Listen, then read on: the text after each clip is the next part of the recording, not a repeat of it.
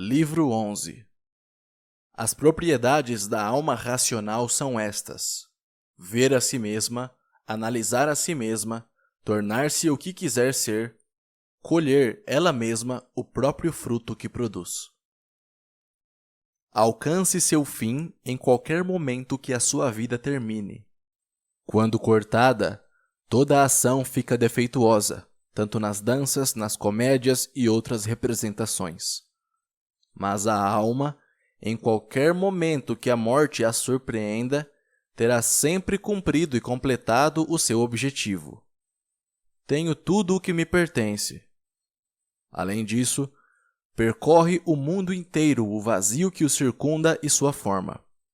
Estende-se na infinidade do tempo, acolhe em torno dele o renascimento periódico do conjunto universal.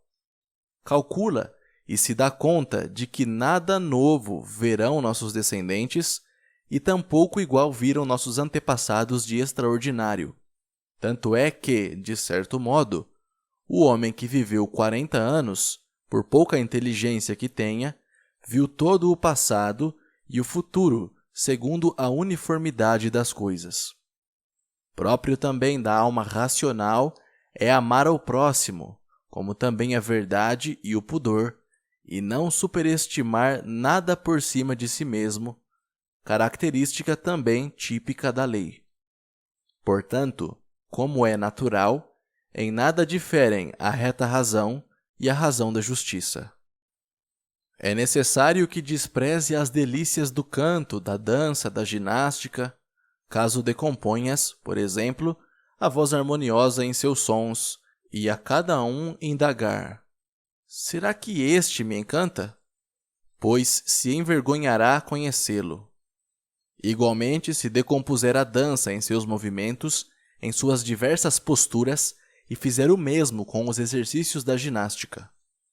Consequentemente, em tudo, salvo na virtude e no que dela vem, lembre-se de percorrer uma por uma as partes para ver como valem pouco. Aplica essa regra para toda a vida.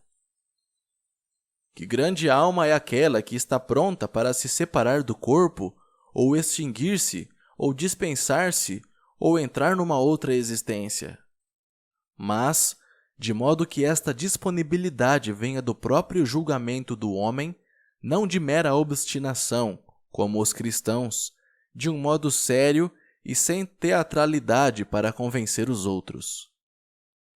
Realizei algo útil à comunidade ou só a mim mesmo servi? Sempre reflita sobre essas duas ideias para ajudá-lo a perseverar no bem. Qual é seu ofício? Ser um homem de bem. E como consegue sê-lo, a não ser mediante as reflexões, umas sobre a natureza do conjunto universal e outras sobre a constituição peculiar do homem?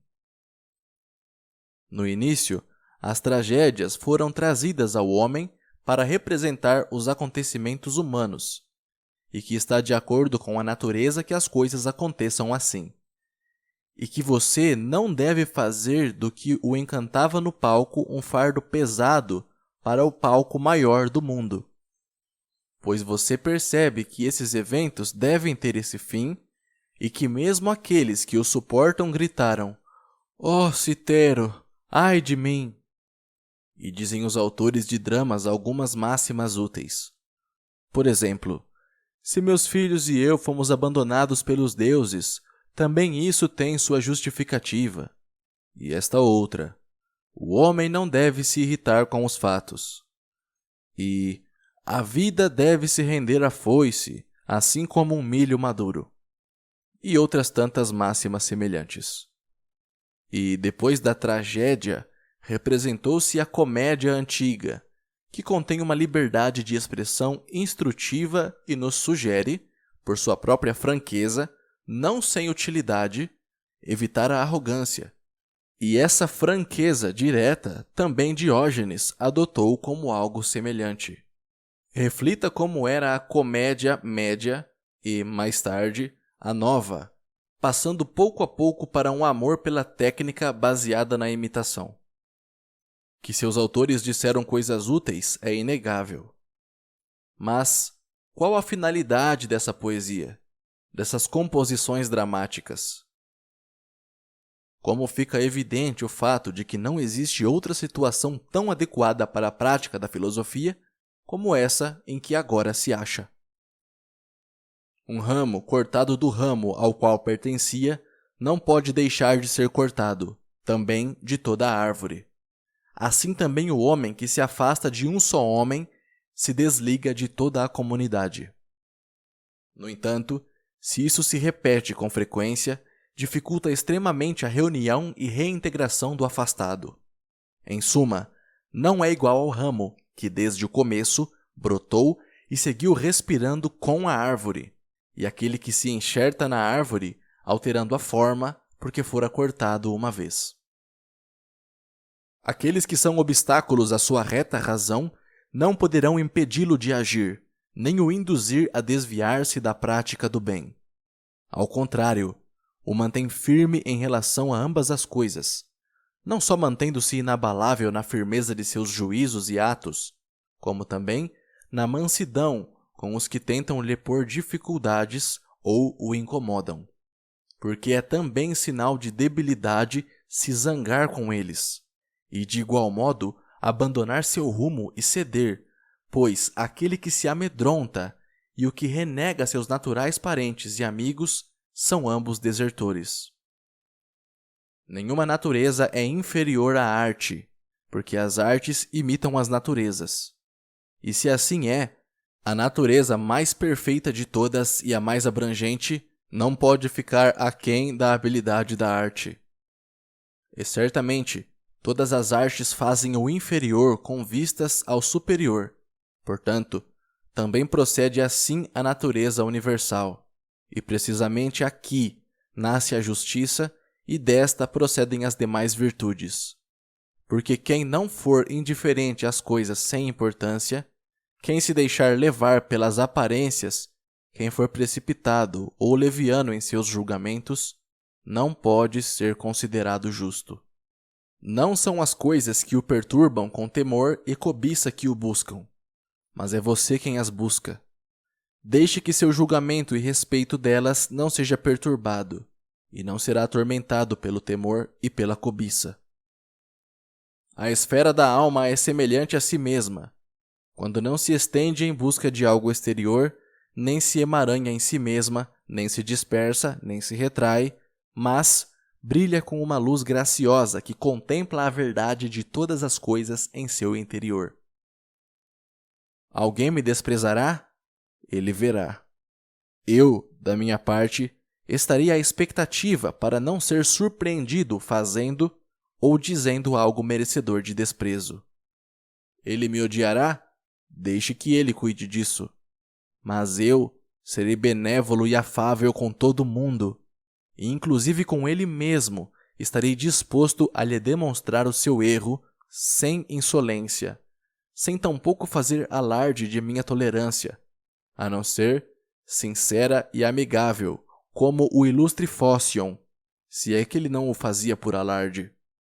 Pois tais sentimentos devem ser profundos, e os deuses devem ver um homem que não se indigna por nada e que nada leva a mal. Porque que mal lhe sobreverá se fizer agora o que é próprio de sua natureza e aceitar o que é oportuno agora à natureza do conjunto universal? Você, um homem que aspira a conseguir, pelo meio que deseja, o que convém à humanidade?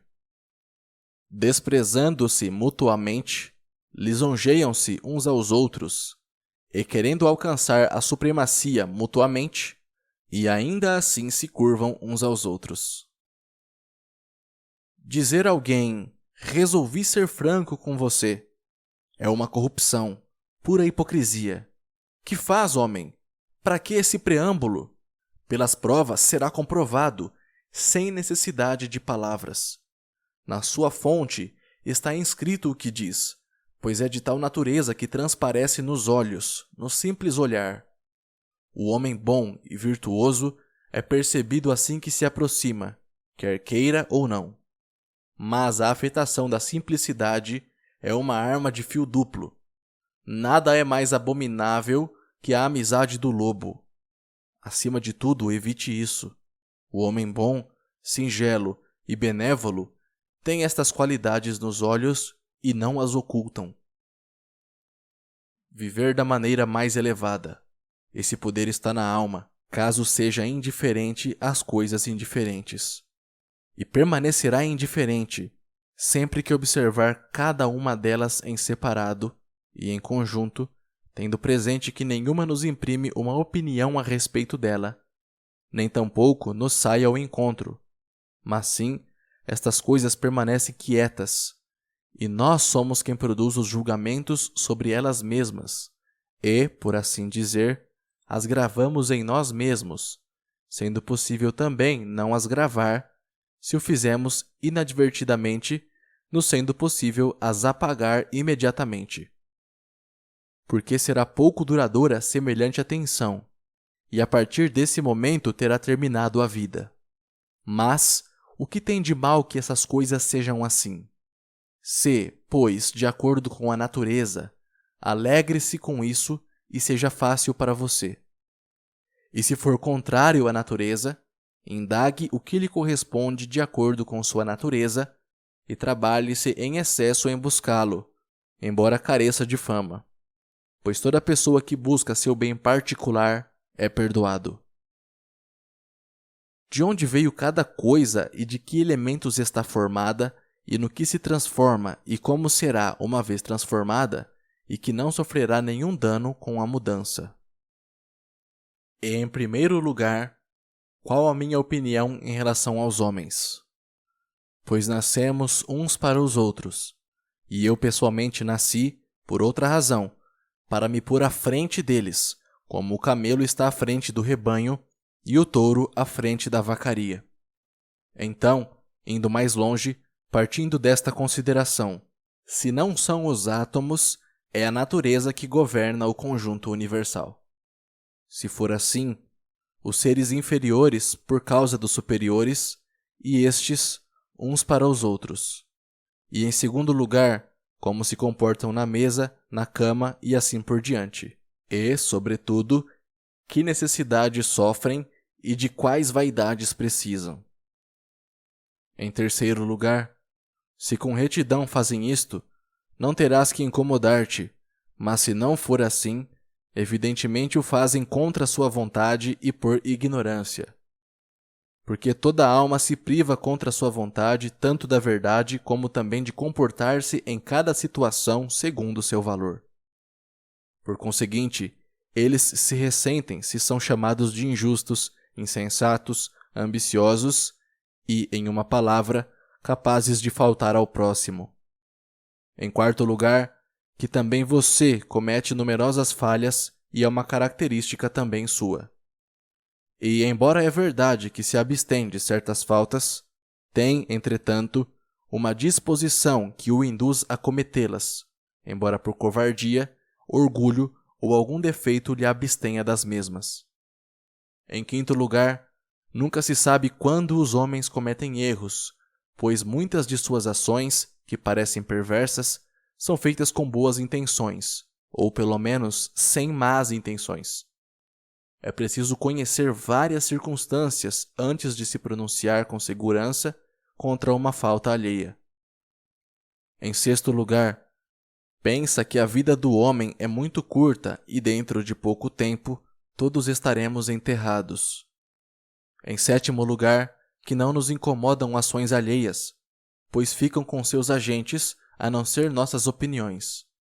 Elimine, pois, e seja seu propósito o desprender do julgamento, como se tratasse de algo terrível, e livre-se da cólera, pensando que não o prejudica o que fazem os outros. Além de seu próprio vício, se alguma coisa lhe pudesse prejudicar, muitos erros forçosamente cometeria. Seria um bandido, capaz de praticar vários crimes.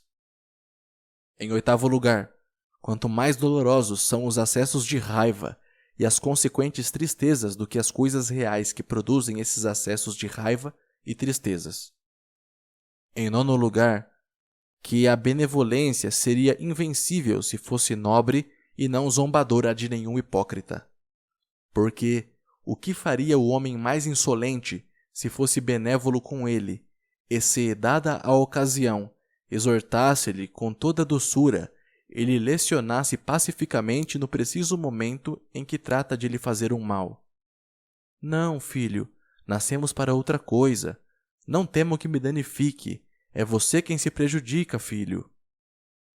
E lhe demonstre com delicadeza e inteiramente que isto é assim, que nem sequer as abelhas fazem, nem tampouco nenhum animal que nasceu para viver em manada. E deve fazê-lo sem ironias nem recriminações, a não ser com carinho e sem exacerbação de ânimo. E não como na escola, nem tampouco para que outro que se encontre a seu lado admire. Antes, bem, dirige-se a ele exclusivamente, inclusive no caso de que outros lhe rodeiem. Lembre-se destes 9 preceitos capitais como dons recebidos das musas, e comece algum dia a ser homem, enquanto a vida permanece. E esteja muito alerta para não os bajular ou ficar zangado com eles, pois ambas as faltas podem causar danos, sendo prejudiciais. Recorde, nos momentos de cólera, que não é viril irritar-se, mas sim o é a tranquilidade e a serenidade, que ao mesmo tempo que é mais própria do homem, é também mais viril. Esse é o caráter que tem força, tem dons e valentia, não o que se indigna e está descontente, porque quanto mais familiarizado esteja com a imperturbabilidade, tanto maior é sua força. E como a tristeza é sinal de fraqueza, também o é a raiva, pois ambos foram feridos e se renderam à ferida. E, se quiser, tome também 1/10 do bem do Musageta, que é próprio de loucos não admitir que os malvados cometam faltas, porque é uma pretensão impossível. Entretanto, convir que se comportem assim com outras pessoas e pretender que não faltem com você é algo absurdo e próprio de tirano. Principalmente, devemos guardar-nos, sem cessar, de 4 separações do guia interior. E quando as descobrir, deve apartá-las falando com cada uma delas nestes termos: esta ideia não é necessária, esta é degradante da sociedade, esta outra que vai manifestar não surge de você mesmo.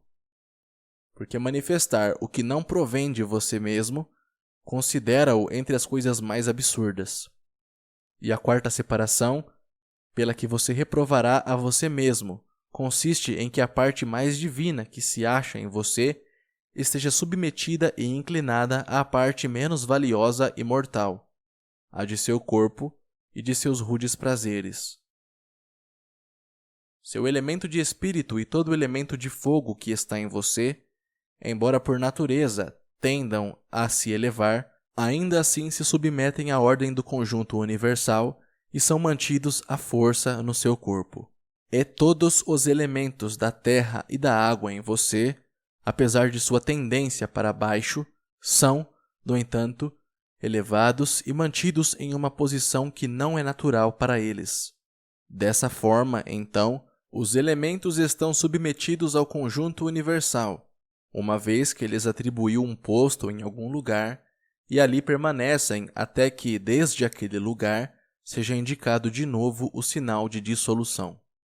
Não é terrível, pois, que só sua parte mental seja desobediente e se indigne com a posição que lhe foi atribuída? E, na verdade, nada violento lhe atribui, a não ser exclusivamente tudo aquilo que é para essa parte mental conforme a natureza. Mas, não só não o tolera, mas também se encaminha em uma direção inversa, porque o movimento em direção aos atos de injustiça, ao desenfreio, à ira, à aflição, não é outra coisa que um movimento de ruptura com a natureza. Também, quando o guia interior está descontente com algum dos acontecimentos, abandona seu posto, porque foi constituído não menos para a piedade e o respeito aos deuses que para a justiça. Porque essas virtudes constituem e formam a sociabilidade e são mais veneráveis que as ações justas. Quem não tem um só e único objetivo na vida, é impossível que persista durante toda ela em unidade. Não basta o dito, senão acrescentar isto: qual deve ser esse objetivo? Porque, do mesmo modo que não é igual a opinião relativa a todas as coisas que parecem, em certo modo, boas à sociedade, a não ser unicamente a respeito de algumas, como, por exemplo, as referentes à comunidade. Assim também terá que propor-se como objetivo o bem comum ao cidadão. Porque quem represa todos os seus impulsos particulares a esse objetivo, corresponderá com ações semelhantes, e, segundo isso, sempre será o mesmo. O camundongo da montanha e o da cidade, e o medo e a pressa deste último.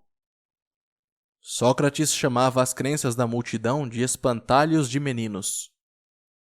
Os espartanos, em suas festas, estavam acostumados a colocar os assentos para os estrangeiros à sombra, mas eles se sentavam onde encontrassem espaço.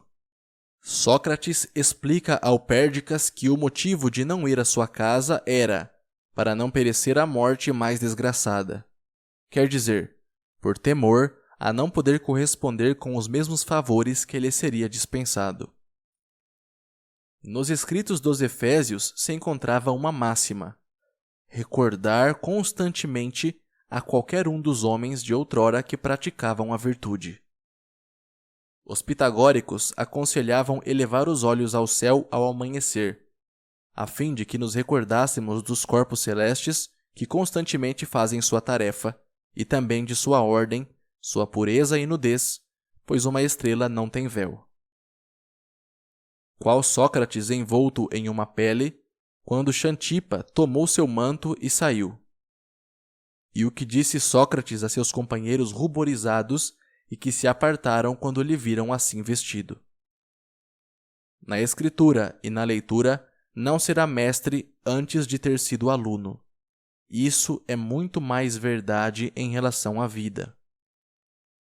Escravo nascera, não lhe pertence a razão. Meu querido coração sorriu. Censurarão a virtude proferindo palavras insultantes. Pretender um figo no inverno é de loucos. Tal é o que busca um filho quando ainda não é tempo. Ao beijar seu filho, dizia Epicteto, deve dizer para si mesmo: amanhã talvez morra. Isso é mau presságio. Nenhum mau presságio, respondeu, a não ser a constatação de um fato natural, ou também é mau presságio ter colhido as espigas. Uva verde, uva amadurecida, passa, tudo é mudança, não para o não ser, a não ser para o que agora não é. Não se chega a ser bandido por livre intuito. A máxima é do Epicteto.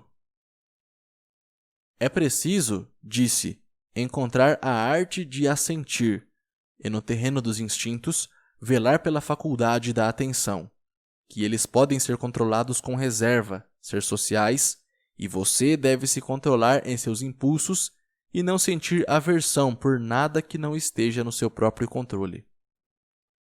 Não trata, em efeito, o debate de um assunto de azar, disse, a não ser a respeito de estarmos loucos ou não.